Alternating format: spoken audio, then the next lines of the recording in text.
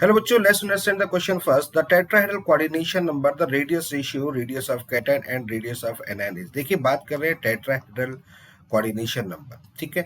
तो tetrahedral coordination number that's mean tetrahedral void की बात करते हो। जैसा कि आपको पता है कि जो cation होता है वो void में प्रेजेंट होता है और anion जो होते हैं वो void को क्रिएट करते हैं, ठीक है। तो cation हमेशा void के अंदर प्रेजेंट होता है। तो वहां पर जो void ट्री है वो tetrahedral void है।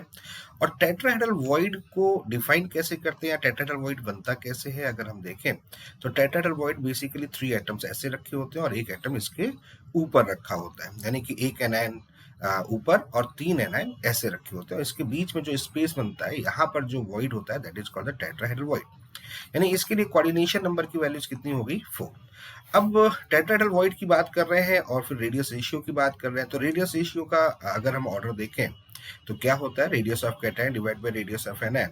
तो उसमें कंडीशन होती है कि अगर वो वैल्यू 0.155 से लेसर है तो इसका मतलब ये लीनियर को डिफाइन करेगा। नेक्स्ट 0.155 से 0.225 की वैल्यूज अगर होगी तो ये ट्राइगोनल प्लेन, ट्राइगोनल वॉइड को रिप्रेजेंट करेगा, ट्राइगोनल वॉइड, ठीक है।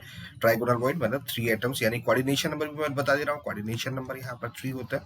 देन 0.225 टू 0.414 के जो रेंज की बात करते हैं तो ये टेट्राहेड्रल वॉइड को रिप्रेजेंट करता है, यानी कोऑर्डिनेशन नंबर कितना होता है, 4 होता है।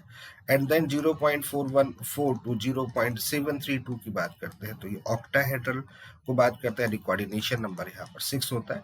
और आगे भी देख लेते हैं, 0.732 टू 1 की बात करते हैं तो उस जगह पर हमारे पास में क्यूबिक वॉइड होता है और कोऑर्डिनेशन नंबर 8 होता है। तो आप क्वेश्चन को देखते हैं, तो टेट्राहेड्रल की बात करें, कोऑर्डिनेशन नंबर की बात करें, तो टेट्राहेड्रल के लिए जो वैल्यूज होती है वो कितनी वैल्यूज आती है, 0.225। एक रेंज है 0.225 टू 0.414, यानी कौन सा ऑप्शन करेक्ट होगा, थर्ड ऑप्शन हमारा करेक्ट होगा। I hope you understand the very well. Okay, thank you, best of luck.